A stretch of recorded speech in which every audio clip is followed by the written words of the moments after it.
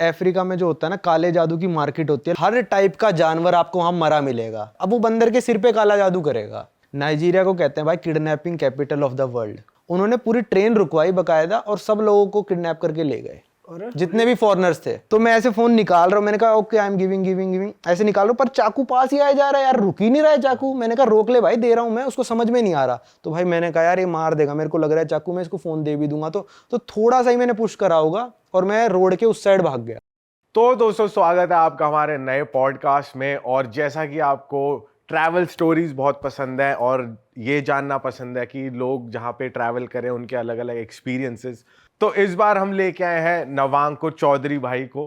क्या हाल है भाई? स्वागत है आपका दोबारा अपने पॉडकास्ट पर। अरे थैंक यू सो मच दोबारा इनवाइट करने के भाई आपके कमेंट्स इतने आए भाई, पार्ट 2 चाहिए, पार्ट 2 चाहिए। हमने कहा चलो जी हो ही जाए पार्ट 2 भाई के साथ। भाई आपके पास किस्से कहानियां ही ऐसे ऐसे है कि जब हमने पहला पॉडकास्ट करा ना भाई के साथ, भाई कहते मतलब 1 घंटे के अराउंड का वो एपिसोड था, तो भाई कहते यार अभी तो मैंने कुछ बताया ही नहीं। हमने कहा अभी बताया नहीं तो भाई फिर दोबारा आओ और बताओ। और आप लोगों का भी इतना प्यार था उस पॉडकास्ट पे, तो हमें ये एपिसोड तो करना ही था। तो विदाउट एनी ड्यूज हम ये भाई शुरू करते हैं कि ये बताओ भाई, हमारे पॉडकास्ट पे ना ब्लैक मैजिक, तंत्र, ऐसे पॉडकास्ट बहुत चलते हैं। देखता हूँ मैं। देखते हो? मेरे को डर लगता है भूत वगैरह से, काले जादू से। पर आपने बताया कि भाई अफ्रीकन कंट्रीज में काले जादू की मार्केट है एक। अफ्रीका में जो होता है ना, काले जादू की मार्केट होती है। लगभग हर देश में मिल जाएगी अफ्रीका में, किसी में छोटे किसी में बड़े। उसको कहते हैं वुडू मार्केट। वुडू मार्केट, हाँ मतलब वुडू, मैं ऐसे वुडू बोल देता हूँ देसी में। तो वुडू मार्केट होती है। तो उसमें क्या था, अफ्रीका में हर टाइप का जानवर आपको वहां मरा मिलेगा। अरे तेरी, ठीक है, सारे जानवरों का ऐसे शो लगा हुआ है कि सारे जानवर मरे हुए हैं, उनको क्या करते हैं, मार देंगे। उनके सारे आंतड़ी वांतड़ी जितनी भी होती है उसके अंदर से खून वून निकाल के उसको स्टफ कर देंगे। और जानवरों का वहां पे मेला लगा हुआ है। कौन कौन से जानवर? जो आप इमेजिन कर सकते हो, बंदर, मगरमच्छ, सांप की केंचुई और गिलहरी, पंछी, हर तरह के पंछी भाई। फिर मतलब क्या क्या इमेजिन कर सकते हो, हर जानवर। और वहाँ पे अलग अलग जानवर क्यों है, अलग अलग जानवर का अलग अलग पार्ट भी बिकता है। कि बंदर का आपको सिर्फ मुंह लेके आना है या फिर पूरा बंदर लेके आना है। वो क्यों बिकता है? क्योंकि वहाँ पे तांत्रिक बैठे होते हैं, वहीं पे बैठे होते हैं जहाँ मार्केट होती है। अब आप जाके कहोगे भाई मेरे को ना 10 दिनों से जुकाम है। अब वहाँ पे लोग डॉक्टर के पास जाने से बढ़िया तांत्रिक के पास जाएंगे। तांत्रिक कहेगा तू ले आ भाई बंदर का नाखून लेके आ जा या बंदर का सिर लेके आ जा। अब वो बंदर के सिर पे काला जादू करेगा, जो भी करेगा। किसी को कह देगा अच्छा मेरे को पैसे चाहिए मेरे को, तो वो कहेगा मगरमच्छ लेके आ जा, मगरमच्छ की सिर्फ मुंडी लेके आ जा, मगरमच्छ पूरे का पूरा लेके आ जा। तो वो डिपेंड करता है आपको कैसा जादू कराना है, किसके लिए कराना है। तो भाई अफ्रीका कौन से पार्ट में है ये जगह? ये वेस्ट अफ्रीका में मैंने ज्यादा देखा है। वेस्ट अफ्रीका सबसे least develop part in the whole world है। तो आपने ये नोटिस किया वहां पे लोगों को पागल बनाया जा रहा है? जनरली वो बिलीव करते हैं इस चीज में, ऐसा कुछ क्या है उधर? भाई मैंने तो ज्यादातर देखा, टूरिस्ट तो कुछ कराते नहीं क्योंकि हमको पता भी नहीं है। हमको तो पागल ही बनाएंगे ऑफ कोर्स, बात से $20-25 लेने के लिए। तो वहाँ पे ज्यादातर लोकल ही लोग आ रहे थे और लोग खरीद रहे थे। वो मार्केट भाई है, वो चल रही है मार्केट, क्योंकि लोग खरीद रहे हैं। वो फालतू में तो बैठे नहीं है, तो लोग करवा रहे हैं वहाँ पे। और तुम कब गए थे वहाँ पे? ये हो गया मेरे को 1 साल। सिमिलर मार्केट जैसे हर जगह ना अलग होती है। यहाँ के इंडिया के तांत्रिक अलग है, वहाँ के तांत्रिक अलग है। अब बोलीविया जो साउथ अमेरिका में है, वहाँ के तांत्रिक अलग हैं। वहाँ पे तांत्रिक ऐसे हैं, वो कहते हैं कि हम ना अच्छा ही मंत्र पढ़ेंगे, किसी का बुरा नहीं चाहेंगे। अगर हम बुरा करेंगे ना तो भगवान हमारे साथ बुरा करेगा। तो उनका अलग है। वो मतलब छोटे छोटे बकरी के बच्चे उनके साथ करते हैं मैजिक। तो आप सारा सामान लेके जाओगे। दुकानें खुली हैं वहाँ पे, प्रॉपर अच्छी खासी दुकानें हैं। जैसे कि मतलब यहाँ पे आप पूजा करने लेके जाओ, पूजा का सामान मिलता है ना, वहाँ पे तंत्र मंत्र का सामान मिलता है। आप दुकान वाले को जाके बताओगे कि भाई मेरे को ना ये वाली बीमारी मिटवानी है अपनी, उस हिसाब से आपको सामान देगा वो निकाल के। और फिर आप तांत्रिक के पास लेके जाओगे और वो सारा तंत्र मंत्र करेगा। उस बच्चे को जलाएगा, मतलब मरा हुआ होता है ऑब्वियसली बात, तो बच्चा जलाएगा। ऐसे लटके रहते हैं सारे बच्चे, ये इस साइज का, ये इस साइज का। लामा क्या कहते हैं, लामा होता है ना एक शीप जैसा होता है। लैम्ब नहीं, लामा करके एक होता है, वो साउथ अमेरिका में मिलता है। तो उसके बच्चे मतलब प्रिजर्व करके रखते हैं वो लोग। और कहते हैं तांत्रिक ने मंत्र कर दिया, आपको पीछे मुड़ के वापस नहीं देखना। तो अगर पीछे मुड़ जाओगे तो मंत्र वो हो जाएगा कैंसिल। और मतलब वो मैंने एक तांत्रिक से भी बात करी थी वहाँ पे, तो वो कहता मैं हमेशा अच्छा मंत्र ही करता हूँ, मतलब कि किसी के भले के लिए करूँगा। मैं कहूँगा भाई कल को पीयूष के साथ कुछ गड़बड़ करवा दे मंत्र पढ़ के, वो कहेगा भाई मैं नहीं करूँगा। पर कह रहा कि करते हैं बुरे वाले तांत्रिक भी हैं, पर वो पैसे बहुत ज़्यादा लेंगे आपसे। तो मतलब लोग वहाँ पे अक्सर अपनी खुद की बीमारियां हटवाने के लिए आते हैं। बीमारी, पैसे चाहिए, लव लाइफ में दिक्कत है, फैमिली में प्रॉब्लम है, ये सब। अच्छा जी। जैसे यहाँ एस्ट्रोलॉजर्स के पास जाते हैं इन कामों के लिए, कि ये उपाय कर दो वो कर दो, वो ये उपाय करवाते हैं कि ये जानवर का ये ले आओ फिर पूजा कर देंगे। मैंने ये देखा है भाई, हर देश में ना त्योहार सेम मना रहे हैं वो लोग, सारी दुनिया त्योहार सेम मना रही है, बस मनाने का तरीका अलग है उनका। कई अमेरिका में सेम त्योहार मन रहा होगा, जैसे कि हेलोवीन होता है, ठीक है, तो उसमें पता नहीं क्या कहते हैं कि पूर्वजों की आत्मा आती है, ऐसे पूर्वजों की आत्मा आने वाले ना त्योहार कई उसमें मनाया जाता है, जैसे हमारे यहाँ पे मनाते हैं, हमारे यहाँ श्राद्ध श्राद्ध होते हैं, तो जापान में भी सेम मनाते हैं, और एक दो देशों में और देख लिया मैंने सेम मनाते हैं। तो मतलब पूरी दुनिया मना सेम त्योहार रही है, बस तरीका अलग है उनका। और वहां पे आपने किसी लोकल बंदे से बात करी थी कि किसी से पूछने की कोशिश करी हो कि भाई तूने ब्लैक मैजिक से कुछ अपना ठीक करा हो और वो हो गया हो? नहीं यार, गाइड थी मेरे साथ, मैंने उससे पूछा था कि तुम करते हो या नहीं करते हो, कहती हम पहले करते थे पर अब नहीं करते। वो मैं एक डेथ रोड है वहाँ पे जिसपे सब साइकिल चला सकते हो, आप 15,000 फुट की ऊंचाई से साइकिल चलाते हुए नीचे आओगे बोलीविया में, बिल्कुल मतलब स्पीड में, आपको पैडल मारने नहीं है। तो वो डेथ रोड पे जाने से पहले उसी भगवान की पूजा करवाते हैं। पूजा कैसे करवाते हैं भाई, यहाँ पे जो विस्की आती है वो कितने 40-42% होती है उसमें अल्कोहल, वो पिलाते हैं भाई 100% अल्कोहल, मतलब एक शीशी लेके जानी होती है वो डेथ रोड की साइकिलिंग करने से पहले। और मैंने जब वो पी थोड़ी सी 100% अल्कोहल, मतलब मैंने 5-6 बूंद पी होंगी भाई, मेरा तो सिर हिल गया। 100% अल्कोहल। इसके बारे में जरा डिटेल में बताओ, क्या रोड है वहाँ पे, क्या रिचुअल है और क्या होता है, मतलब एक भाई वहाँ पे ऐसा होता है, उनका भगवान है चौचा माम्बा करके बोलीविया में। तो वो क्या होता है, एक गुफा भी है, एक सिल्वर माइन है, सिल्वर जहाँ पे खुदाई होती है सिल्वर की, तो चौचा माम्बा हर जगह वो प्रे करते हैं। तो सिल्वर माइन के अंदर में गया था सिल्वर देखने कैसे खुदाई होती है, अंदर घुसते गए बिल्कुल अंधेरे में, आखिरी में जाके उनकी चौचा माम्बा की मूर्ति है, और उनको वो क्या पिला रहे हैं, उनको पिला रहे हैं 100% दारू जाके वहाँ पे। मतलब वो मूर्ति एक तरह से पत्थर ही है वो, उसके मुंह में सिगरेट डाल के आ रहे हैं, गांजा डाल के आ रहे हैं, उसको दारू पिला रहे हैं, वो उनका रिचुअल है। तो मैंने वहाँ पे 100% अल्कोहल ट्राई करी थी, जो वहाँ पे लोकल दुकानों में नॉर्मली मिलती। और वो आपको उस रोड पे साइकिल चलाने से पहले पीनी पड़ती है सेफ्टी के लिए, ऐसा कुछ है? हाँ, तो वो इस अंधविश्वास में मानते हैं, वरना आपका एक्सीडेंट हो जाएगा। उसका नाम डेथ रोड है वैसे भी। अच्छा, तो ऐसा कहा जाता होगा जो नहीं पीता उस वो मरता है। तो मैंने पी ली।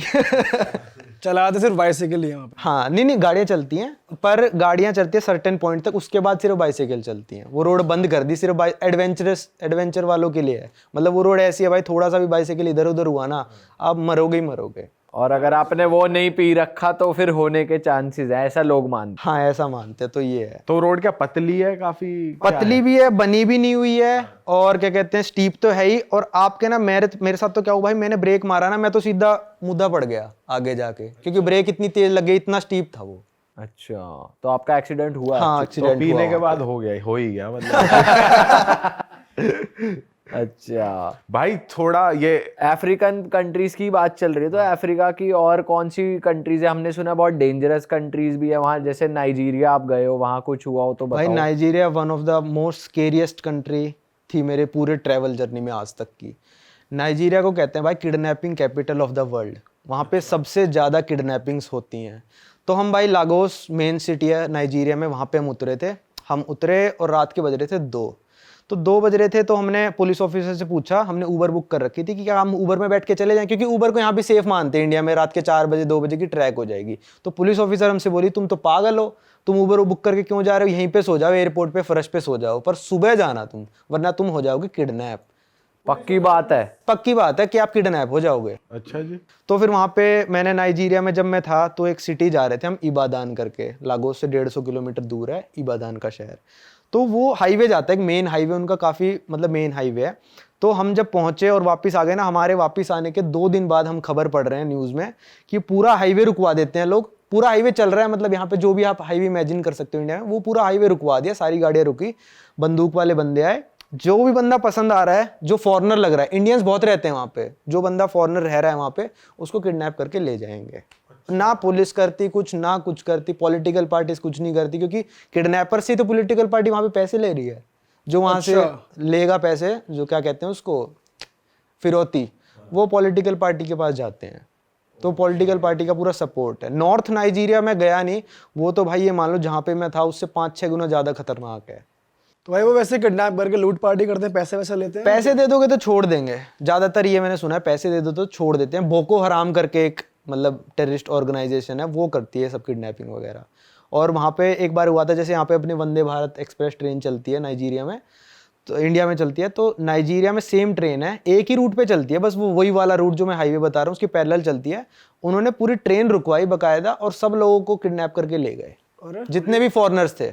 अच्छा, क्योंकि फॉरेनर्स ही अफोर्ड कर सकते हैं, वहाँ पे गरीब देश है, तो उनको पता है फॉरेनर्स जा रहे हैं फर्स्ट क्लास में बैठ के, तो रुकवाई ट्रेन, आराम से किडनैपिंग करी और चले गए।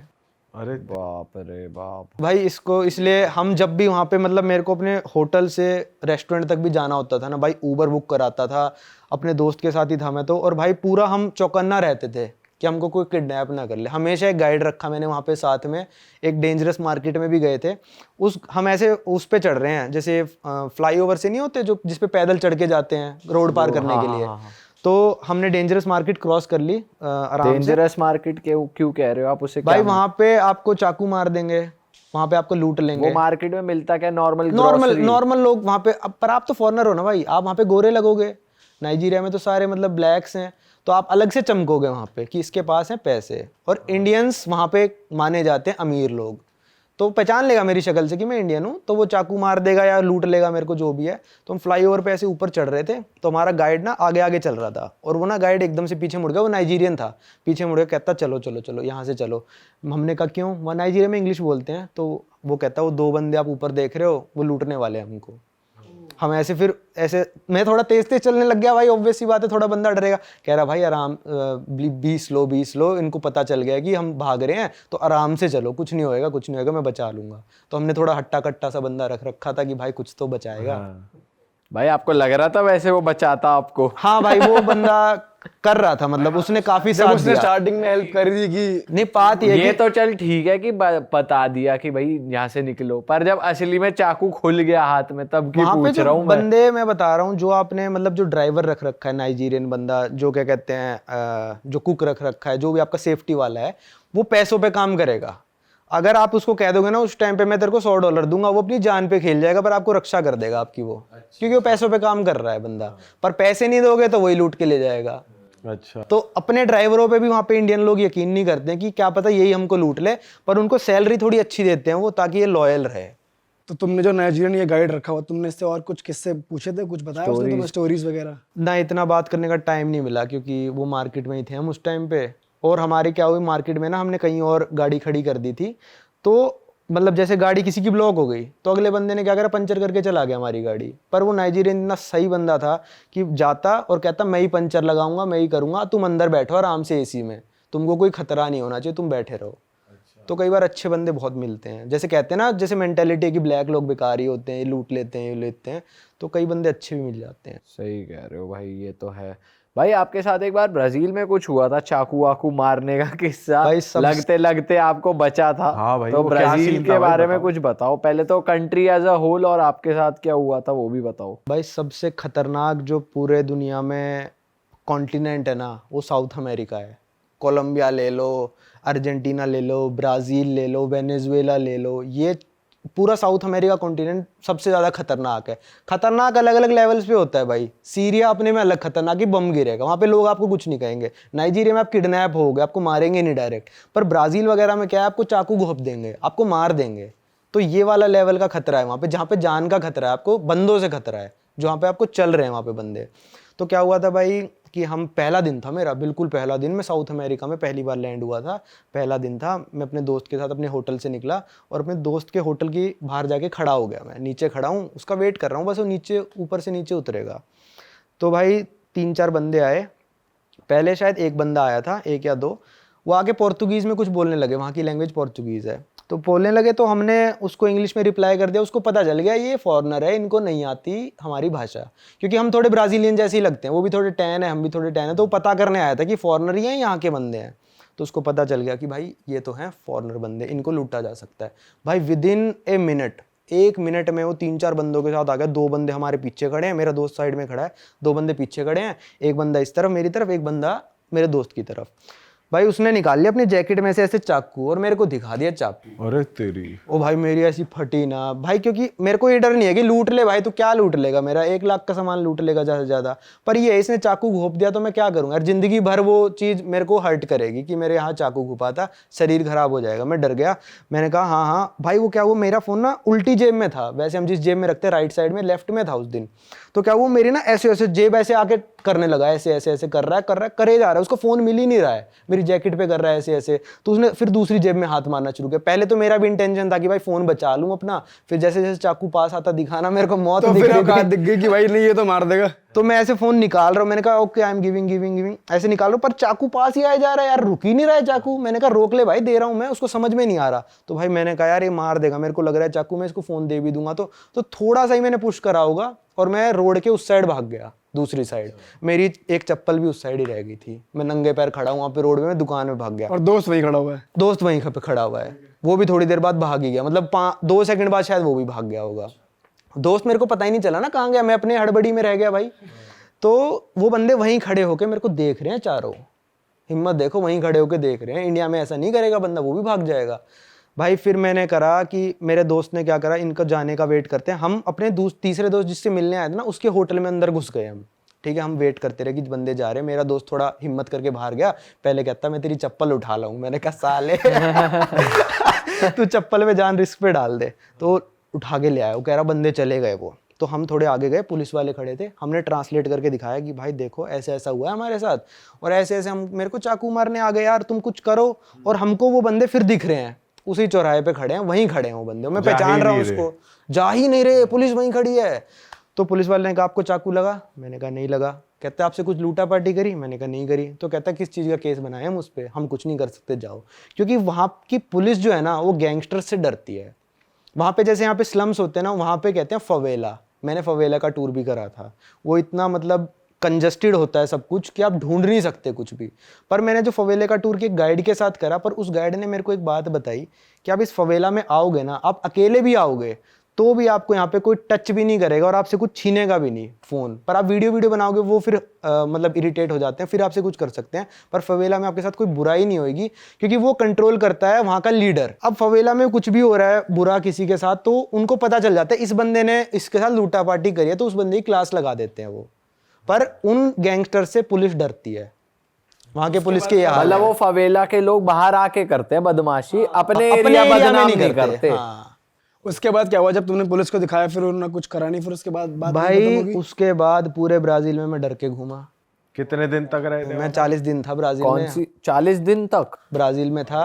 तो वहाँ पे जो साओ पाउलो कैपिटल है, और रियो डी जेनेरो जो सुना होगा, जहाँ पे ओलंपिक्स में, वहाँ पे रियो डी जेनेरो में आपने सुना ही होगा, चलते हुए बंदों को चाकू मार दिया। वहाँ पे चलते हुए मेन बीच पे बंदों को चाकू मार के चले गए लोग, जब वहाँ पे ओलंपिक्स हुए थे। इतनी भीड़ थी वहाँ पे, मेन जो बीच है, उनको दिखा इसके पास फ़ोन है, नहीं दे रहा, चाकू मारा, फ़ोन लिया, अपने गायब।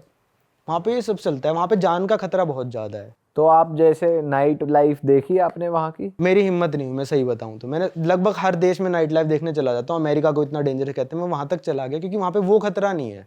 अमेरिका में कोई पागल आके बंदूक से गोली चला दे वो बात अलग है, पर ऐसे चाकू नहीं मारेगा कोई। तो मेरे नाइट लाइफ अकेले जाने की हिम्मत नहीं हुई भाई। वैसे आप तो इसका मतलब आप दिन में ही घूमते थे? हाँ, मैं दिन में ही घूमता था भाई, 5 बजे के बाद मैं आ ही जाता था।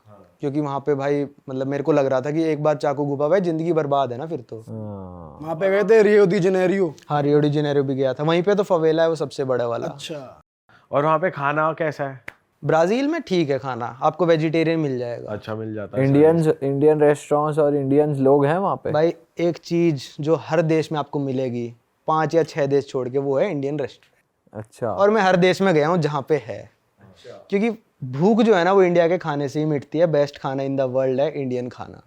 कोई कहे चाइनीज पिज्जा पुज्जा ये सब फालतू हैं, इंडियन खाना जब पेट ये में सब जाता है एक ना, दो दिन के ही हैं। 1-2 दिन के ही हैं भाई अपना दाल रोटी मिल जाए, विदेश में तो ये होता है 3-4 दिन बाद भाई सिंपल दाल येलो वाली और रोटी, हाँ। ये मिल जाए बस जन्नत है। भाई जो कॉमन मेन्यू होता है ना अपना, पनीर बटर मसाला, दाल मखनी, या 4 नान लगा बटर वाला दबा के, वो चलता बाहर जाके भी ये ढाबे वाला मेन्यू चाहिए। वही उसी से पेट भरता है असली में। तो वहाँ अच्छा मिलता है ब्राजील में? ब्राजील में ठीक मिलता है भाई। वहाँ की बताओ, अर्जेंटीना की। आपके दोस्त के साथ एक किस्सा हुआ था। भाई। मेरे दोस्त के साथ क्या किस्सा हुआ, वो थोड़ा लड़कीबाजी ज़्यादा करता है। तो क्या हुआ, उसको लड़की मिली रात को, वो लड़की के पीछे स्कूटर पे बैठ के चल दिया और कह रहा भाई मेरे को तो वो लड़की ले गई कहीं पे और 4-5 लौंडों के पास छोड़ दिया। भाई रुको, थोड़ा सही से बताओ, आप अर्जेंटीना कब गए, कौन से मैं इलाके नहीं की गया। बात है? अच्छा, सिर्फ दो। मेरे दोस्त ने बताई ये बात, मैं अर्जेंटीना नहीं गया, उसने पहले ही चौकन्ना कर दिया कि ये सब होता है। इसीलिए नहीं गए। हाँ, वो थोड़ा मतलब बजट में घूमता है। नहीं जाऊंगा, अर्जेंटीना भी जाऊंगा, वो थोड़ा बजट में घूमता है। तो मैंने कहा भाई तूने क्या करा? कह रहा भाई फिरौती तो बहुत मांग रहे थे, मतलब छोटे टाइप के गैंगस्टर थे वो, जैसे वो नाइजीरिया वाले नहीं थे। नाइजीरिया वाले मांगते सीधा एम्बेसी से पैसे, आपकी सीधा इंडियन एम्बेसी को फोन आएगा वहाँ पे। और अफ्रीका में तो इंडियंस का इंश्योरेंस होता है कि आप 2 बार किडनैप हो गए तो आप जिस कंपनी में नौकरी कर रहे हो ना, वो आपको रिश्वत दे के छुड़वाएगी, अच्छा जो फिरौती दे के छुड़वाएगी। वहाँ पे ऐसा इंश्योरेंस होता है। अच्छा। हाँ, कीनिया में हो रखा है मेरे एक दोस्त के साथ किडनैपिंग वाला किस्सा, अर्जेंटीना में हो रखा है। तो ये देश काफ़ी खतरनाक है। तो क्या हुआ था फिर, अब कंटिन्यू। एक्सप्लेन करो बढ़िया। अर्जेंटीना में क्या हुआ था भाई, उसके साथ वो टिंडर वगैरह से या फिर काउच सर्फिंग भी एक ऐप है जिससे उसको लड़की मिल गई। उसने लड़की ने कहा पार्टी वार्टी करने चलते हैं। अब ज़्यादातर स्कैम क्या चल रहे हैं, रशिया वगैरह में भी चल रहे हैं, पहले मैं ये बता देता हूँ अर्जेंटीना का।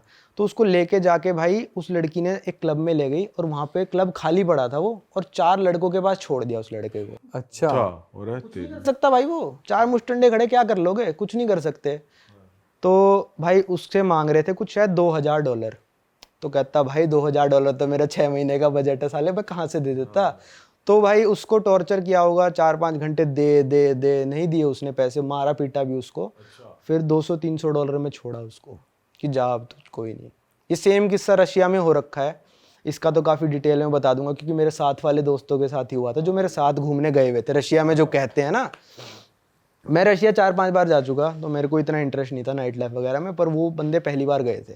तो वो गए थे, तो मैं कह रहा भाई मैं तो सो रहा हूँ और तुम चले जाओ, तुमको जहाँ जाना है।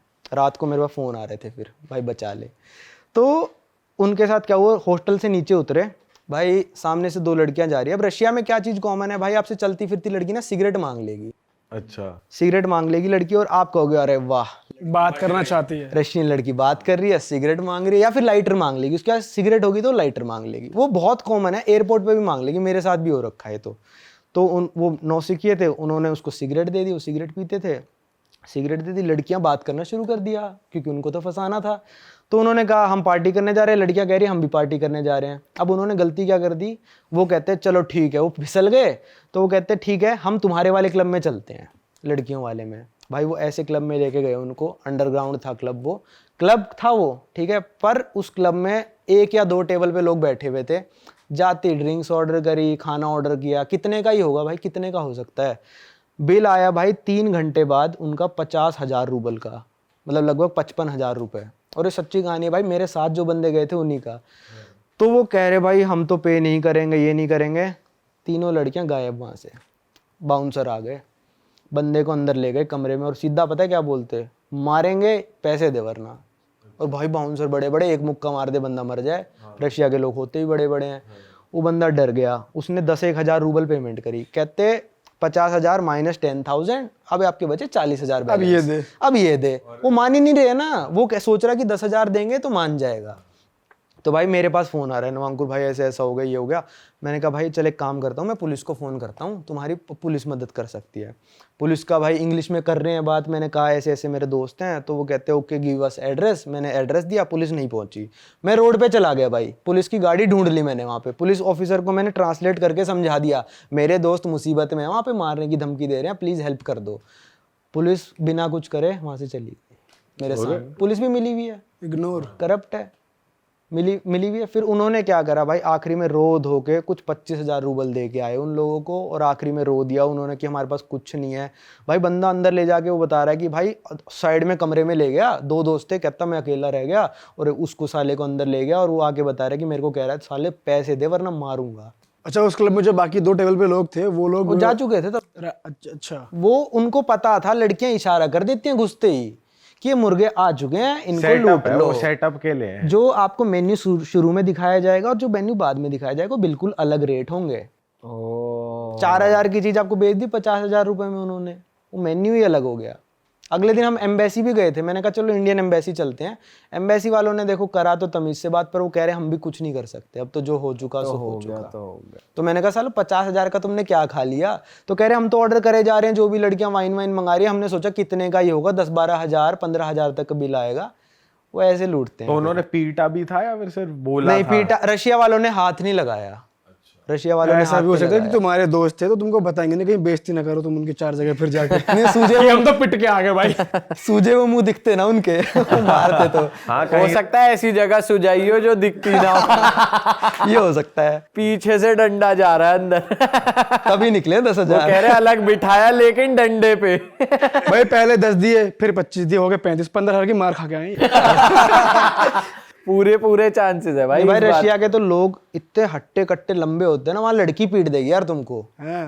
5-10 की लड़कियां होती है यार, पीट देगी वो तुमको आराम से ऐसे कैसे पीट देगी? भाई। अरे वो घुसन डूल रहा। वहां के लड़के तो हम मुकाबला ही नहीं कर अंदर सकते। जाएंगे। वहाँ की लड़कियां वहाँ के लोगों की बिल्ट बहुत तगड़ी होती है, हाँ, तभी रशिया UFC वाले फाइटर्स मोस्टली रशिया वशिया के होते हैं, ये बढ़िया एथलीट होते हैं ये।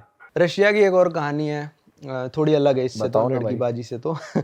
वो है भाई, रशिया में दुनिया का सबसे ठंडा गांव जहाँ पे लोग रहते हैं, वहाँ का टेम्परेचर जाता है भाई -71 डिग्री का रिकॉर्ड है। क्या बात कर रहे हो? और हर साल टेम्परेचर -65 तक जाता है भाई।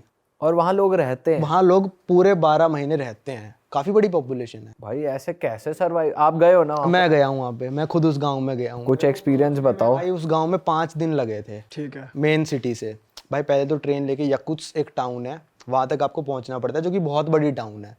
इतनी चौड़ी नदी है भाई, 1.5 से 2 किलोमीटर चौड़ी नदी है। वो सर्दियों में पूरी फ्रीज हो जाती है, उसके ऊपर लोग गाड़ियां चलाते हैं। ये तो कॉमन है, खैर काफ़ी देशों में होता है ये सब।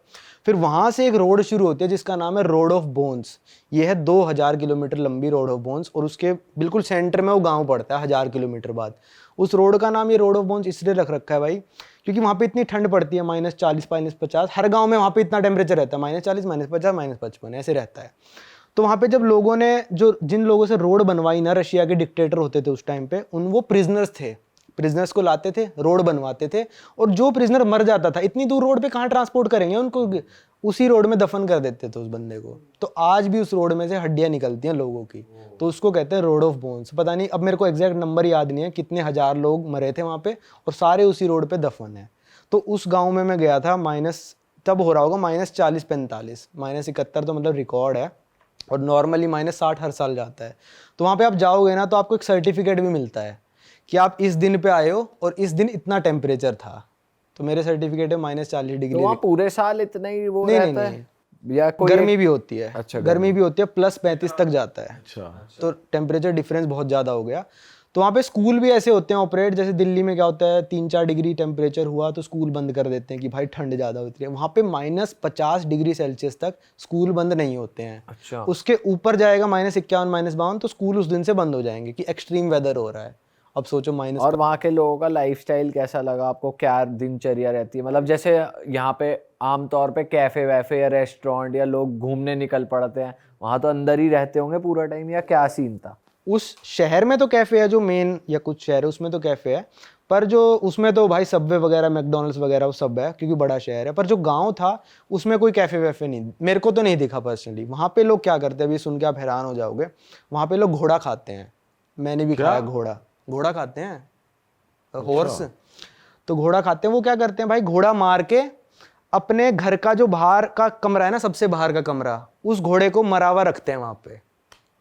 और पूरे विंटर्स उस घोड़े में से थोड़ा थोड़ा निकाल के खाते रहते हैं। कच्चा उसे वो तो कर दोगे ना? नहीं, कई बार कच्चा भी खा लेंगे बिल्कुल, और कई बार थोड़ा सा पका के बिल्कुल थोड़ा सा पका के खाएंगे, ठीक है। और वो जो कमरा है ना, वो आप कहोगे भाई प्रिजर्व कैसे रहता है, वो -50 डिग्री होता है, उनको फ्रिज की जरूरत ही नहीं है। वो घोड़ा ऐसे ही पड़ा था उसके घर पे, मैंने वीडियो में भी दिखा रखा है। घोड़ा पड़ा है, मतलब थोड़ा सा, मतलब बिल्कुल वैसे करके जो काट कूट के रख लेते हैं ना, ऐसे बोरी कट्टा भरा है, उसके अंदर घोड़े का मांस है, और मांस निकालो ना बिल्कुल ईंट है वो मांस एक तरह से, क्योंकि -50 में पड़ा है वो। तो उनको फ्रिज की जरूरत नहीं है, पर घर उनका अंदर से बिल्कुल गर्म रहता है। अच्छा। घर में चाहे नंगे घूमो, आपको ठंडे नहीं लगेगी। सेंट्रलाइज्ड हीटर रहता है? हाँ, पानी वाला हीटर होता है, इंडिया की तरह नहीं है ये वाला एसी वाला हीटर काम नहीं करेगा वहाँ पे। वहाँ पानी वाला हीटर होता है, वहाँ पे सरकार गर्म पानी सप्लाई करती है, पाइपों में से गर्म पानी जाता है आपके घर में। एक हीटर दीवार के कोने पे लगा होता है जिसमें गर्म पानी सर्कुलेट होता है, जिससे आपका घर पूरा गर्म होता है। और जो उनका वो होता है ड्रेनेज सिस्टम, वो भी बढ़िया होता है, क्योंकि पानी तो जम जाएगा अगर जो बाहर जा रहा है पानी घर से निकल रहा है। भाई ड्रेनेज सिस्टम पे क्या करते हैं वो लोग, ड्रेनेज सिस्टम पे ना 8 से 10 ऊन के लेयर्स लपेटे होते हैं, मेन शहर में मैंने देखा अपनी आंखों से 8 से 10 ऊन के लेयर्स लिपटी हुई हैं जिससे कि अंदर का पानी जमे ना। और घर जो होते हैं ना भाई, एटलीस्ट जो ज़मीन है उससे 2 से 3 फुट ऊपर बनते हैं कि भाई जो सर्दी है ना ज़मीन में से ना आए। जैसे कहते हैं ना ज़मीन पे लेट जाओगे तो सर्दियों में आपको ठंड लग जाएगी, तो वो घर भी अपने ऐसे 2-3 फुट ऊपर बनाते हैं ज़मीन से। और वहाँ जो लोग हैं वो फ्रेंडली हैं, जो गांव के हाँ लोग भाई, हैं? इंडिया की इतनी इज्जत है ना रशिया में, बहुत ज़्यादा। अभी तो मॉस्को वगैरह में थोड़ी कम हो गई क्योंकि इतने इंडियन जाने लग गए हैं, पर अभी अगर आप गांव साइड जाओगे और कहोगे इंडिया, तो वो कहेंगे मिथुन चक्रवर्ती आ गया।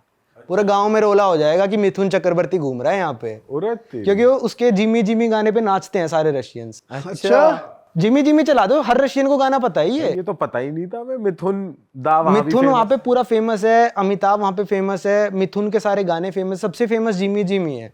ये रशिया, कजाकिस्तान, उज्बेकिस्तान, किर्गिस्तान, जितने भी रशिया से टूटे हैं ना सारे देश, ये सब में जिमी जिमी। आप चला दो कहीं भी जिमी जिमी चला दो और बंदा ना रिस्पॉन्ड करे, गाने लग जाएगा वो बंदा। वाह। हाँ, उसको सारे गाने यार आते ये हैं। तो बहुत तगड़ी बात बताई है आपने, ये तो वहाँ पता पे ही एक नहीं। मछली का बाजार भी लगता है, सिर्फ सर्दियों में लगता है। उसमें क्या होता है, मछली ऐसे पड़ी होती हैं फ्रीज हुई हुई, और मछली का ऐसे सिर पे मारो सिर फट जाए बंदे का, इतनी फ्रीज हो रखी होती है वहाँ पे मछली। तो वहाँ फिश फाइट भी होती है कहीं? ना, फिश फाइट तो नहीं होती। भाई और कोई कंट्री का एक्सपीरियंस बताओ, वियर्ड चीज है जो आपने देखी हो या किसी तरीके। वियर्ड चीज़, चलो मैं जापान का बता देता हूँ एक और। जापान में भाई नॉर्मली आप हॉस्टल वगैरह में रुकते हो, होटल्स का तो अलग है, हॉस्टल बताता हूँ मैं आपको। हॉस्टल में क्या होता है यार, आप 100 तो कॉमन कमरे में रहे हो आप लोग, 6 बेड होंगे, 8 बेड होंगे, डॉर्मेट्री होती है, आप 100 कॉमन कमरे में रहे हो। तो उन हॉस्टल्स में भी यूरोप साइड क्या होता है, आपका बाथरूम अलग होगा, अंदर से आप लॉक कर लोगे उसको, आराम से करोगे जो भी करना है आपको, है ना। पर जापान में ऐसा नहीं है। जापान में मतलब मेजॉरिटी ऑफ हॉस्टल में वैसा ही मिलेगा, पर मैं एक गलती से एक हॉस्टल में रुक गया जहाँ पे ऐसा नहीं था। पहली बार तो हमको भाई जाते ही मिला नहीं शावर कहाँ पे, टॉयलेट तो अलग है, शावर मेरे को मिला ही नहीं यार। हमारे वाले फ्लोर पे शावर ही नहीं था। मैंने कहा शावर का क्या है, अब नीचे लिख रखा था कि ना shower is on ground floor. तो मैंने भाई नीचे वाले फ्लोर पे जाके देखा, अपने दोस्त को बताया, मैंने कहा यार ये तो वो वाला शावर है जिसमें सारे नंगे एक साथ नहाते हैं, सारे लोग नंगे होके एक साथ नहाते हैं। कह रहा साले चल ऐसा थोड़ी ना होता, पैसे दे रहे हैं हम हॉस्टल के, थोड़ा ना सबके साथ नहलाएंगे। मैंने कहा ऐसा ही है। वो खुद देख के गया, कह रहा भाई मैं तो नहीं नहा रहा। फिर हमको 3-4 दिन उसी हॉस्टल में रुकना था। मैंने कहा अब तो नहाना पड़ेगा भाई, अब कुछ नहीं हो सकता।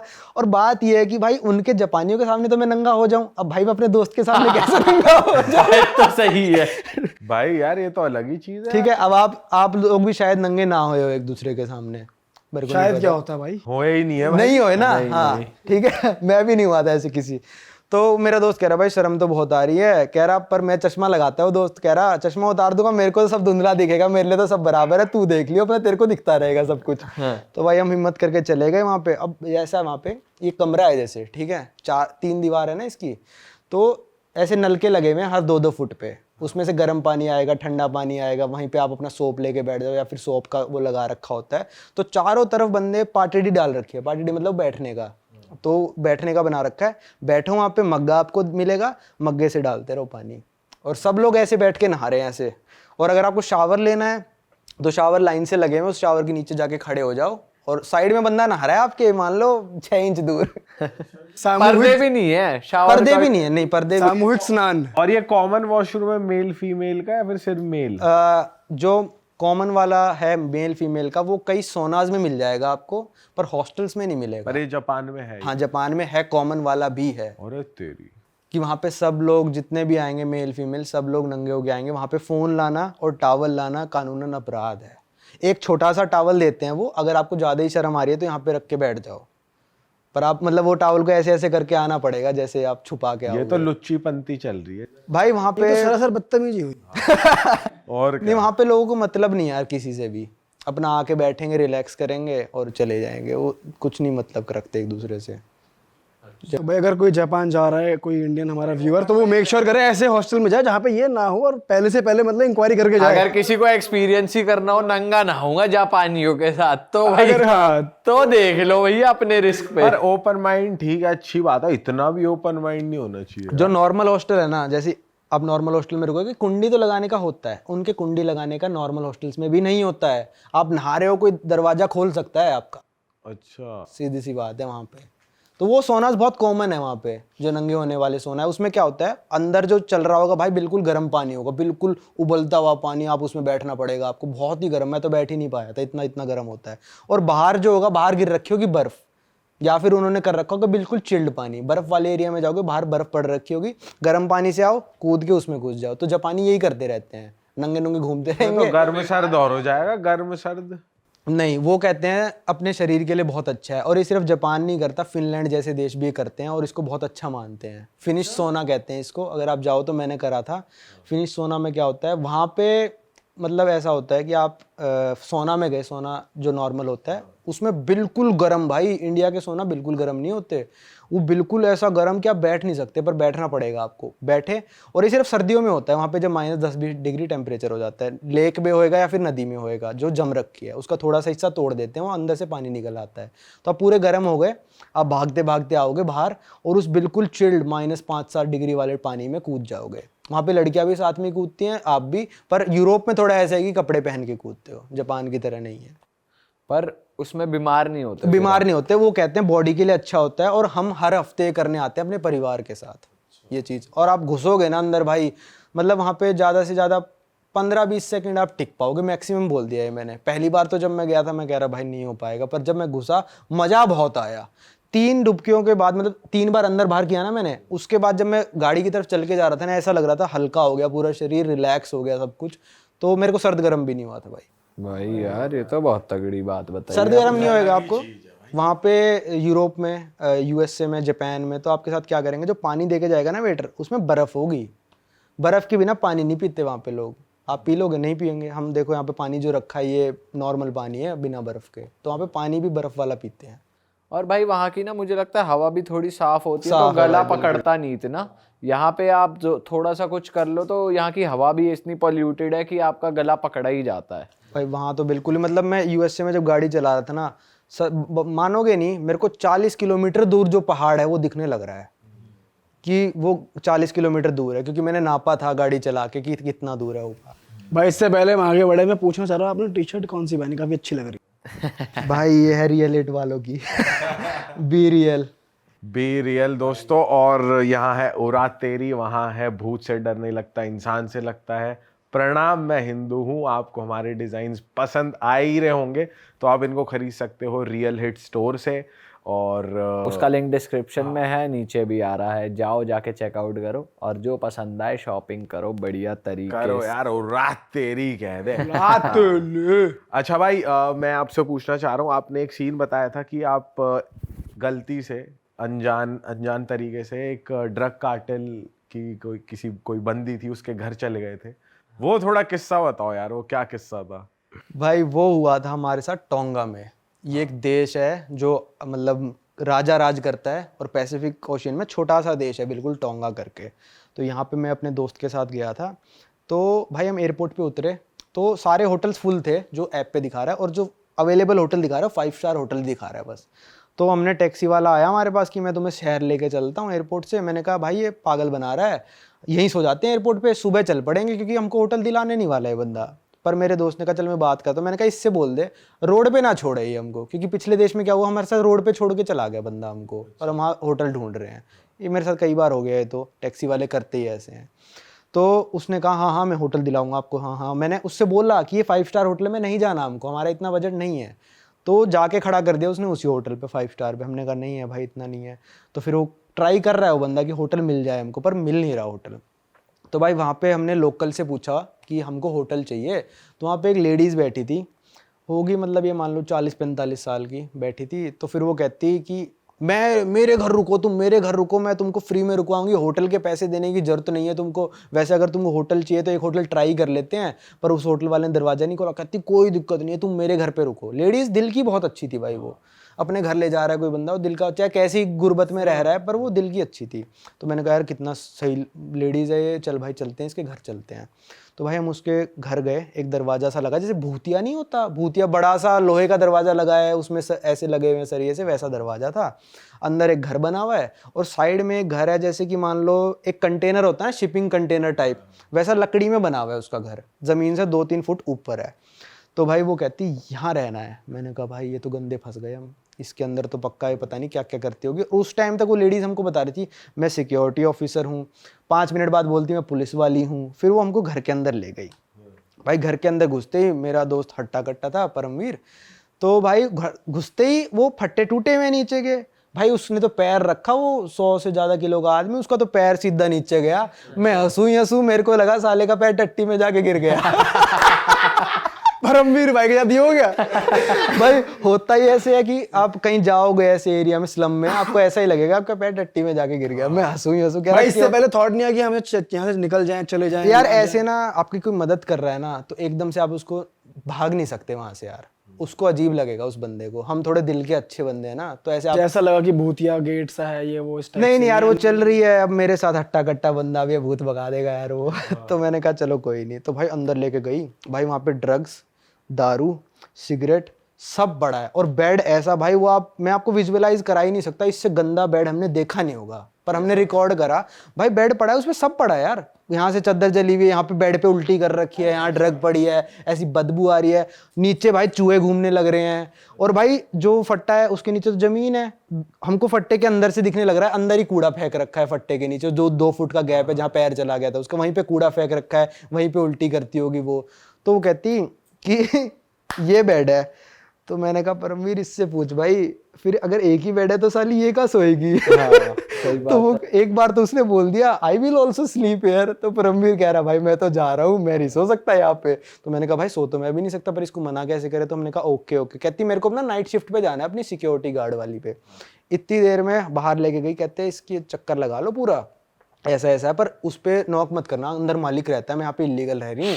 फिर उसने भाई इतनी देर में हमको कम से कम 10 जॉब गिनवा दी होंगी। उस ड्रग पे थी वो, हाई। हमने पूछ लिया क्या करते हो, तो कहते आई डू कोकेन। हाई थी वो, मतलब औरत जो थी हाई थी बिल्कुल।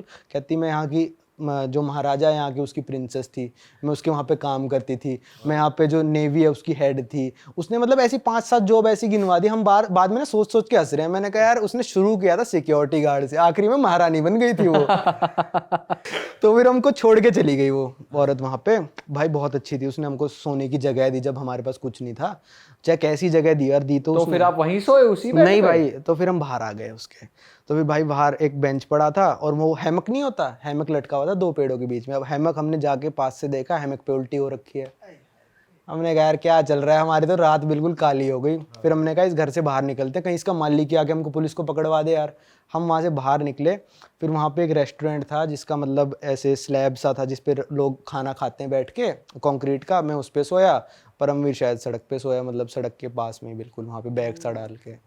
तो ऐसे किस्से भी हो जाते हैं। पर वो हमको अगले दिन फिर मिली चलती हुई, क्योंकि छोटा सा देश है ना यार, आइलैंड है वो। चलते चलते हम रेस्टोरेंट में खाना खा रहे हैं, तो कहती मैं तो तुमको ढूंढ रही थी पिछली रात, तुम कहाँ चले गए? परमवीर कह रहा है इसके इरादे सही नहीं थे। और आज उसने क्या बताया, मेरा ये क्या प्रोफेशन है? दुग्गल साहब क्या थे उस दिन? अरे दुग्गल साहब थी भाई वो। लेकिन इसमें कुछ ड्रग कार्टेल वाला सीन नहीं था यार बात ये थी कि हम अगर हमको वहाँ पे पुलिस पकड़ती ना, हम फंस जाते, क्योंकि वहाँ पे सब हाँ उसकी, क्योंकि सब ड्रग्स है वहाँ पे, सब ड्रग्स। क्या पता उसके घर में कहीं पड़ी हो ड्रग जो हमको पता ना हो। तो मतलब हमको किडनैप करने के वास्ते नहीं लेके गई थी वो, बस ऐसे मदद करने के लिए लेके गई थी। पर हम गलत हत्थे चढ़ गए वहाँ पे, हम डर गए वहाँ पे। मतलब वहाँ कुछ भी हो सकता है, कुछ भी हो सकता था भाई। आप एक ऐसे स्लम एरिया में भी गए हो अफ्रीकन कंट्री में जब पानी में है पूरा? हाँ वहाँ पे सच में पैर टट्टी में जा सकता है भाई। क्या सीन है वहाँ? भाई वहाँ पे ऐसा है, समुंदर है। कौन सी कंट्री में है? ये नाइजीरिया में ही। वहाँ पे बहुत मतलब गरीबी है नाइजीरिया में, पॉपुलेशन बहुत ज़्यादा है, गरीबी बहुत ज़्यादा है वहाँ पे। तो वहाँ पे क्या है, समुंदर के किनारे लोगों ने ना अपने घर समुंदर के ऊपर बना दिए। जैसे मालदीव्स में तो होता है वो ओशियन बंगलो, समुंदर के ऊपर जो बना रखे होते हैं, उन लोगों ने वैसे ही बना रखे हैं। पर उनका अंतर क्या है, उनको टॉयलेट आती है तो क्या करते हैं, उनके घर में टॉयलेट थोड़ी ना है, बाहर बैठते हैं, टॉयलेट सीधा समुंदर में। सारे लोग समुंदर में ही करने लग रहे हैं, 1.5 लाख जो घूमते हैं, जो रहते हैं वहाँ पे, सारे समुंदर में टॉयलेट करने लग रहे हैं, पेशाब करने लग रहे हैं, बर्तन का पानी वहीं पे डाल रहे हैं, खाना वहीं बना रहे हैं, उसी पानी से सब कुछ कर रहे हैं, उसी पानी से साफ कर रहे हैं अपने हाथ, ये कर रहे हैं। तो भाई वहाँ का मैंने टूर लिया था, तो भाई वो ना इतनी पतली सी नाव में बिठा के ले गया था मेरे को और मेरे दोस्त को, इतनी पतली सी।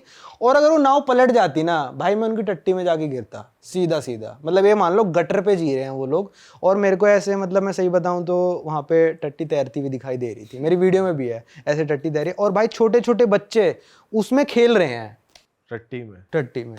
उसी पानी में। भाई आपका तो जिंदगी को लेके नजरिया बदल गया होगा भाई उसके बाद, वो- इतना एक्सट्रीम देखने के बाद। भाई ऐसा मैंने एक और देश में देखा, पपुआ न्यू गिनी, पर वो कुछ ज़्यादा ही एक्सट्रीम था। वो क्या था? नाइजीरिया वाला ज़्यादा एक्सट्रीम था, वो पपुआ वाला थोड़ा क्या था उसमें? सेम स्लम था। वो कूड़ा बस वहीं फेंक देते थे वो लोग, वो थोड़ा टॉयलेट वॉयलेट नहीं करते थे, कई लोग कर देते थे। उसी चीज़ में जो समुंदर का पानी है, जहाँ टट्टी पेशाब सब कर रहे हो, उसी चीज़ को प्यूरिफाई करके पीते हैं, ठीक है। उसी को मतलब उसी से बर्तन धोते हैं।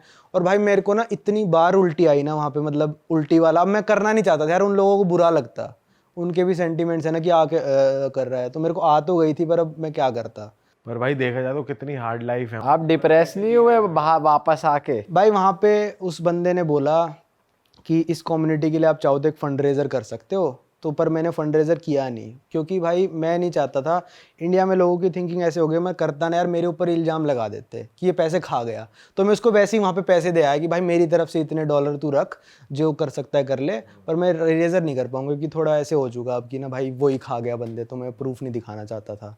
भाई ये एक बंदा, ये एक इन्फ्लुएंसर का काम नहीं है, ये मेरे हिसाब से गवर्नमेंट जब तक आगे नहीं आएगी ना उस कंट्री में, तभी हो पाएंगी ये चीजें, क्योंकि इतनी पॉपुलेशन है, तुम कैसे कर सकते हो यार? गवर्नमेंट बहुत तो tough चीज़ है यार। किडनैपर से पैसे ले रही है, वो क्या भाई करेगी? पैसा ही नहीं, वो तो गलत तरीके से ही देश चला रहे हैं, पूरा तो उनका करप्ट तो है यही हिसाब सही किताब। है। सब करप्ट है अफ्रीकन कंट्रीज का हाल खराब है। भाई। वहाँ पे ना 20 रुपए में इमिग्रेशन ऑफिसर बिकता है, 100 रुपए में पुलिस वाला आपके सामने नाचेगा। 100 रुपये आप दोगे तो सलाम ठोकेगा वो 100 रुपये में, तो आपको राजा की तरह ट्रीट करेगा। तो जैसे यहाँ पे पटाखे आप दिल्ली में बैन हो रखे हैं, वहाँ पे बैन हो रखा होगा ना, 500 रुपये पुलिस वाले को दोगे, 500 मैंने बहुत ज़्यादा बोले, 200 रुपये दोगे ना, अपने सर पे रख के स्काई शॉट छुड़ा देगा वो। ऐसी करप्शन है वहाँ पे। जो को बोलोगे वो करेगा वो पुलिस वाला। मैंने बॉर्डर क्रॉस किए हैं, सब बॉर्डर्स पे मैंने वहाँ पे 13 देशों में सब बॉर्डर्स पे क्रॉस करते हुए रिश्वत दी है। देनी पड़ी आपको, चाहे देनी पेपर ही- पूरे है चाहे कुछ अरे भी है। पेपरों से तो मतलब ही नहीं है, चाहे वीज़ा ना हो क्रॉस कर जाओ आप। अच्छा, वीज़ा नहीं होगा आप क्रॉस कर जाओ, कोई दिक्कत वाली बात नहीं है। वो आपसे लेके ही रहेंगे, चाहे 5 रुपए दो, 10 रुपए दो, 20 रुपए दो। कई इमिग्रेशन ऑफिसर अड़ जाते हैं कि मेरे को $10 ही चाहिए, तो $10 ही देने पड़ेंगे, अच्छा। क्योंकि सरकार उनको सैलरी दे रही है यार $50, $60, तो वो ऊपर की कमाई कर रहे हैं। और भाई ये जैसे चलो, ये तो साउथ अमेरिकन कंट्रीज और ये अफ्रीकन कंट्रीज के तो हाल खराब है, जिनको ये फेरी टेल की तरह ट्रीट किया जाता है यूरोपियन कंट्रीज। इनकी भी कोई रियल साइड है या ये बढ़िया है? क्योंकि अब हम सुन रहे हैं यूरोप में भी बहुत ज़्यादा चोरी चकारी बढ़ रही है, और इटली में तो हमारे एक इन्फ्लुएंसर भाई है, उनके साथ ही सीन हो गया था। इटली, स्पेन, पोर्तुगल और आपका ग्रीस और 1 या 2 देश और हैं जो साउथ यूरोप के हैं, वो थोड़े ना गरीबी की तरफ जा रहे हैं, क्योंकि वहाँ पे इनकम इतनी ज़्यादा नहीं है यूरोपियन स्टैंडर्ड्स के हिसाब से। तो वहाँ पे चोरी चकारी बहुत ज़्यादा है, गाड़ी तोड़ देंगे आपकी, निकाल के ले जाएंगे सामान। पिक पॉकेटिंग तो बहुत मतलब नॉर्मल सी चीज़ है, पेरिस वेरिस हर जगह हो जाती है यार, ये तो दिल्ली मेट्रो में भी हो जाएगी। पर कई देश ऐसे हैं यूरोप में कि बहुत सेफ़ हैं, बहुत एंड लेवल के सेफ है, जैसे स्विट्जरलैंड। आप वहाँ पे बैग रख के चले जाओ और आ जाना आधे घंटे बाद उस कैफ़े में बैग वहीं रखा मिलेगा। 1% चांस है कि भाई कोई ले जाए, पर आपको बैग वहीं मिल जाएगा। स्वीडन, नॉर्वे, फिनलैंड, इन सब में ये चोरी चकारी का इतना दिक्कत नहीं है। जो मेन टूरिस्ट ही ज़्यादा है ना वहाँ पे, मुझे लगता है कि होता है, क्योंकि वहाँ लोग भी ज़्यादा आते हैं, ये सब करने की अपॉर्चुनिटी ज़्यादा है। हाँ भाई, लेकिन ये वो वाली साइड है इन कंट्रीज की जो लोगों को पता नहीं है। अब कौन बोलेगा इटली में जाके मेरा बोरे में से सब चोरी हो गया, इतने पैसे चुर गए, जबकि हो रहा है लोगों के साथ आजकल। हम तो उन कंट्री को ऐसे देखते हैं ना, वो कंट्री तो भगवान है कि वहाँ जाके तो पता भाई नहीं भाई लाइफ ही विदेश सुधर में जा जाती रहा हूँ, है। जाते ही इंस्टाग्राम में पिक डालूंगा भाई मैं तो इटली में मौज ले रहा हूँ। हाँ, अगले दिन वो मौज पता दिला नहीं देगा है चोर अगले- तेरे को। हाँ। भाई ऐसा लग रहा है अपना देश तो बहुत बढ़िया है। नहीं, कई बार मैं घूमता हूँ भाई यूएसए में, मैंने जाके बोला कि अपना देश बहुत बढ़िया है। कई मायनों में वो देश बढ़िया है, कई मायनों में हमारा देश बढ़िया है। सब परफेक्ट कोई भी नहीं।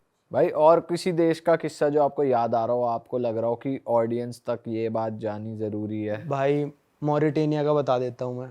मॉरिटेनिया एक देश है सहारा रेगिस्तान में, पूरा देश रेगिस्तान है वो 99%। उसकी जो कैपिटल सिटी है वो भी रेगिस्तान पे बनी हुई है, जैसे कि दुबई है। तो वहाँ पे एक ट्रेन चलती है भाई। बट वहाँ का इंफ्रास्ट्रक्चर बहुत बढ़िया है, जैसे कुछ नहीं है दुबई भाई, अरे कुछ नहीं है वहाँ पे, बंजर है सब, मतलब वहाँ पे सब धूल खा रहे हैं एक तरह से, मान लो खाना नहीं मिलता होगा, धूल ही खाते होंगे। पॉपुलेशन। आप गए हो उस देश में ना? हाँ मैं गया तो हूँ। वहाँ पे आपको कैसा, मतलब सच में धूल ही खा रहे हैं या कुछ काम धंधा है, इंफ्रा थोड़ा बहुत है, घर वर? यार काम धंधा, यार छोटे मोटे कामों को मैं काम धंधा तो नहीं कहूँगा, वो बस गुजारा कर रहे हैं अपना, ये कह सकता हूँ मैं। दिन की भाई $1, $2 ये सब रुपए कमा रहे हैं वो लोग वहाँ पे। तो वहाँ पे ये अब इस ट्रेन से पता चल जाएगा आपको कितनी गुर्बत है। वहाँ पे भाई एक शहर है नवादिबू करके, वहाँ से एक ट्रेन चलती है, एक शहर है जुआरेत करके, जो कि 700 किलोमीटर दूर है एक दूसरे से। तो वहाँ से एक ट्रेन चलती है जिसका नाम है आयरन ओर ट्रेन। उस ट्रेन का क्या काम है भाई कि जुआरेत से आयरन ओर भर के लाना और सी पोर्ट पे छोड़ना। वो जहाज़ों पे लोड होएगा, आयरन जितना भी है, आयरन मतलब ऐसे बूरे के फॉर्म में आता है। आयरन मतलब वैसा लोहा नहीं जैसे माइक पे है, ये तो बाद में प्रोसेस होके बनता है, बूरे के फॉर्म में आता है वो। तो वो शिप पे लोड होता है, तो वहाँ से शिप पे लोड हो गए, वो ट्रेन खाली जाती है वापस, ठीक है। तो मैंने उस ट्रेन पे हिचहाइकिंग कहते हैं वैसे तो, कि लिफ्ट ले ली। उस ट्रेन पे कोई भी पैसेंजर कार्ट नहीं है, मालगाड़ी एक तरह से है। उस ट्रेन के अंदर बैठ के मैं 700 किलोमीटर गया था सहारा रेगिस्तान में। तो कोई टिकट नहीं है, कुछ नहीं है, बस आपको जाके बैठना है उसमें? क्या कोई टिकट नहीं, वहाँ पे रेलवे स्टेशन ही नहीं है। वो ट्रेन तो रेलवे स्टेशन के लिए बनी नहीं है ना, वो तो शिप में लोड करने जा रही है, उसको क्या मतलब है पैसेंजर से। तो लोग भाई वहाँ पे जो पोर्ट पे आए हैं तो अपनी सारी मछलियाँ लोड करके, जितने भी फ्रूट्स वेजिटेबल्स लोड करके सहारा रेगिस्तान के अंदर लेके जाते हैं, बकरियाँ ये सब। तो मैं बहुत लंबी ट्रेन है, 3 किलोमीटर लंबी ट्रेन है भाई। कितने डिब्बे हैं मेरे को नहीं पता भाई, होंगे 200-300 डिब्बे होंगे। अब जिस डिब्बे में मर्जी बैठ जाओ भाई आप, सारे डिब्बे खाली जा रहे हैं वहाँ से, ठीक है। तो भाई मैंने वहाँ पे लोगों से दोस्ती कर ली जो जा रहे थे। तो मैंने कहा चलो बैठते हैं, ट्रेन आई नहीं रही। कहते कोई फिक्स टाइम नहीं है बाबू इस चीज़ का। मैंने कहा ठीक है भाई बैठा हूँ। रात के शायद शाम के 6 बजे हो गए थे, अंधेरा होने वाला। ट्रेन आई, हम चढ़े उस ट्रेन पे। मेरे साथ वाले बंदे ने मेरे को पता है क्या बोलता, मैं अंदर कूद गया डिब्बे के अपने सामान के साथ। वो मेरे से कहता भाई एक काम कर, मेरी बकरी पकड़ ले। वो भाई नीचे से मेरे को बकरी पकड़ा रहा है और वो बकरी मूतने लग रही है। मैंने कहा यार कहाँ फंस गया मैं, बुरा फंस गया। हाँ, तो भाई उसने मेरे को बकरी पकड़ाई, मैंने बकरियां अंदर रखी, 10 बकरी पकड़ाई उसने मेरे को। अब भाई मैं रात को सोने लग रहा हूँ क्या हुआ, हंसी यार, ये सीन इमेजिन कर। हाँ तो देख भाई बकरी पकड़ रहे, वो क्या कर रहा है, वो गिर रही है, बारिश हो रही है, बस बकरी। अरे मेरे को तो ये भी अजीब लग रहा है ना। गुलाब जामुन तो नहीं टपका दिए उस बकरी ने। गुलाब जामुन नहीं होती बकरी की, तो वो होती है सतमोला। भाई मेरे को तो वो भी अजीब लग रहा है कि बकरी के हाथ कैसे पकड़ूं यार, हाथ ही ना हाथ में आ जाए, क्योंकि हमने तो कभी पकड़ी नहीं है। तो भाई -2-3 टेम्परेचर में सब कुछ लपेट के सो रहा हूँ मैं, मरने की हालत में हो गया। मेरे को नहीं पता था यार इतनी ठंड हो जाएगी रेगिस्तान में। अब वो साली बकरी क्या करे, वो रात को जाग रही है। अब मैंने सर पे पूरा बांध रखा, सब कुछ कवर करके जाना होता है वहाँ पे मुंह। वो बकरी पता है क्या करे, मेरे को कुछ खाने का आइटम समझ रही है और मेरा सर का वो आगे खींच रही है। मैं कह रहा यार मेरे को लग रहा है हवा से खींच रहा है बार बार, मैं बार बार उसको बांधू। अगर वो ना बांधो ना, कवर क्यों करना होता अपने भाई पूरी रेत घुस जाएगी आपके पूरे शरीर में। रेत धूल उड़ती रहती है रेगिस्तान में। और आपकी आयरन ओर की ट्रेन है ना, तो आयरन तो पड़ा है उसमें बूरे की फॉर्म में, वो आपके अंदर घुस जाएगा, तो आपके सिर में घुस जाएगा। तो सब कवर करके जाना होता है आपको। वो गोगल्स पहन के जाते हैं लोग, तो स्की गोगल्स। तो मेरे पास था नहीं, मैं नॉर्मल चश्मा पहन के चला गया था। तो भाई मेरे बार बार वो खुले जा रहा, मैंने कहा क्या चल रहा है ये, फिर खुल गया। फिर बाद में पता चला भाई वो बकरी ना आके ऐसे पकड़ रही है और उसको खींच रही है, उसको लग रहा है खाने के सामान है। ये पूरे रात बकरियों ने परेशान किया मेरे को। और फिर अगले सुबह उस बंदे ने मेरे से बकरियां उतरवाई भी हैं। और भाई सुसु आ जाए तो वहीं करो, सुसु आ जाए तो वहीं पे करो, कोने में। तो कोने में करके आ जाता, थोड़ी देर में सूख जाता था भाई। जहाँ पे सब लोग कर रहे होंगे, हम बकरियों के पास कर देता था। टिट फॉर टैट कर दिया। साला तुम मेरा वो खींच रहे हो, मैं भी कर दूंगा तुम पे। भाई बकरियां पीछे से आके सींग बहुत तगड़ा मारती है, सिर मार दे, दुलत्ती मार दे बकरी। आदमी अबे दुलत्ती नहीं, सर मारती है बहुत तगड़ा, लाती मार देती है उछल के पीछे से। साले ये क्या कर वो रहा तो गधा मारता है, वो भी मार बकरी दे तो यूं दो ऐसे पीछे जाती है और आके सींग ही मारती है। और बंदा कंटेनर के बाहर। अगर वहां गिर गए आप बाहर तो आप बच नहीं सकते, आप मर गए। है?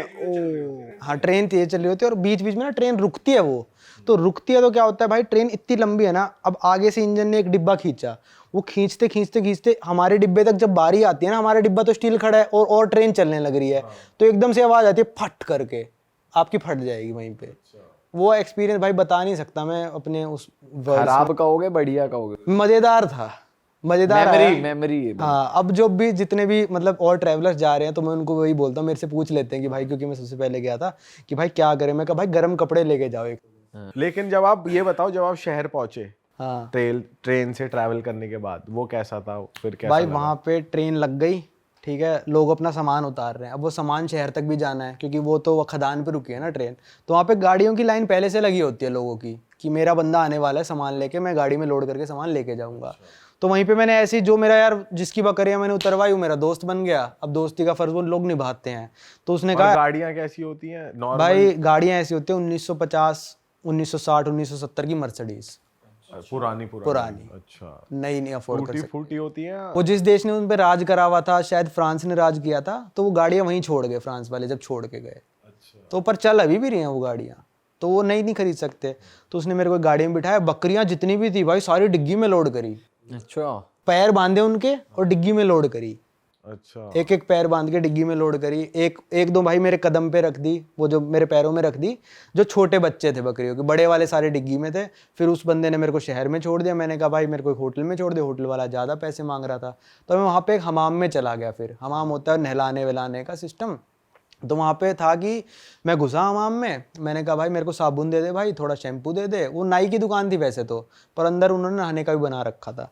तो मैंने कहा एक साबुन दे दे, एक मेरे को शैम्पू दे दे। तो वो कहता ठीक है। कहता अभी ना आप अपने कपड़े उतार के चड्डी में यहाँ बैठ जाओ थोड़ी देर। मैंने कहा ये क्या मतलब है, पानी देना भाई मेरे को? तो कहता नहीं, अभी मैं आके आपका मैल उतारूंगा। मैंने कहा भाई मेरे को नहीं उतरवाना, मेरे को नहीं उतरवाना। हाँ, टर्किश हमाम होता है ना, उसमें बंदा आके आपका मैल रगड़ता है पूरा। अच्छा, हाँ, कभी मैल के बहाने कुछ और ही उतार दे। कभी तुम्हारी खाल तार देर करता काम है। तो मैंने कहा भाई मेरे को नहीं करना। कह रहा पक्का? मैंने कहा हाँ भाई नहीं करना। मेरे को तो बड़ा अजीब लगे यार, उस टाइम तक मैंने कम ही देश घूमे थे, जापान जितना ओपन माइंड हुआ नहीं था मैं। तो फिर उसने फिर कहा ठीक है आपको नहीं करना तो नहाने का है। फिर मैं नहाया धोया, सारी मिट्टी उतारी, फिर टैक्सी में बैठ के मेन शहर आ गया था। अच्छा, तो मेन शहर कैसा था? कुछ नहीं था भाई, वो भी बंजर है। अच्छा, कुछ वो नहीं भी है, वो ऐसे। पूरा रेगिस्तान है वो देश, कुछ भी नहीं है वहाँ पे, धूल खाने खाते को मिल जाता है मतलब ऐसे? भाई बहुत ही मुश्किल से मिला मेरे को वहाँ पे। खाने वाने का कुछ नहीं है, बहुत ही मतलब पिज्जा विज्जा पर हर जगह मिल जाता है पूरी दुनिया में ना, क्योंकि इन देशों ने राज किया है, इटली फ्रांस वगैरह, तो ये अपनी छाप छोड़ के आए वहाँ पे। पिज्जा पास्ता ये सब मिल जाता है। ओके, भाई मजा आ गया यार। मजा आ इस गया बार इस भी एपिसोड आपने में भी। मजेदार कंटेंट दिया है। अगली बार के लिए भी कंटेंट आप ट्रैवल करो, मैं चाहता हूँ, और अगली बार के लिए भी कंटेंट लाओ। भाई इस बार तो आपके बकरी किस्से ने बहुत हंसाया। पहले भी हम हंसे पूरे थ्रू आउट द पॉडकास्ट, कुछ ना कुछ होता रहा इसमें, है ना, मटर गश्ती होती रही, कुछ मजा आया। थैंक यू भाई। तो मिलेंगे भाई आपसे भी, और आपसे भी मिलेंगे अगले पॉडकास्ट में। और अपनी जनता को बता दो कि आप नेक्स्ट कहाँ ट्रैवल कर रहे हो, भाई मैं कहाँ के ब्लॉग आने वाले हैं आपके? शायद अमेरिका से अर्जेंटीना बाय रोड जाऊंगा, 20-25 हज़ार किलोमीटर, 13-14 देश क्रॉस करके। या फिर मैं जाऊंगा तिब्बत जो चाइना का पार्ट है, तिब्बत जहाँ पे दलाई लामा रहते थे वहाँ। चलो जी, इंतजार कर लो आप भाई के इन ब्लॉग्स का। भाई का चैनल यहीं पे आ रहा है, सब्सक्राइब कर दो भाई के चैनल को, गोल बटन दबा दो, और भाई के चैनल का लिंक डिस्क्रिप्शन में भी है। हाँ, और साथ ही साथ में अपनी जनता से बोल दो भाई हमारे बहुत बढ़िया लत्ते आ रखे हैं, तो इनकी जो वेबसाइट है वो आपको मिल जाएगी नीचे डिस्क्रिप्शन में, realestore.com। भाई बढ़िया मस्त लग रही है ना? हाँ भाई मेरे को तो सही लग रही है। उतार के दे जाना हमें। मजाक कर रहा हूँ। बट एनीवेज गाइस, इस पॉडकास्ट से मजा आया तो भाई लाइक कर दो, कमेंट कर दो, शेयर कर दो, और सब्सक्राइब जरूर कर दो। फटाफट से अपने भाइयों को 5 मिलियन पे पहुंचा दो, है ना। बहुत ही जनता बैठी है इस टाइम जो बिना सब्सक्राइब करे हमारा कंटेंट देखने। यार तुम लोग इसे सही काम नहीं कर रहे हो यार। फटाफट सब्सक्राइब करो। मिलते हैं नए पॉडकास्ट में। Till then bye bye, see you, जय श्री जय श्री राम।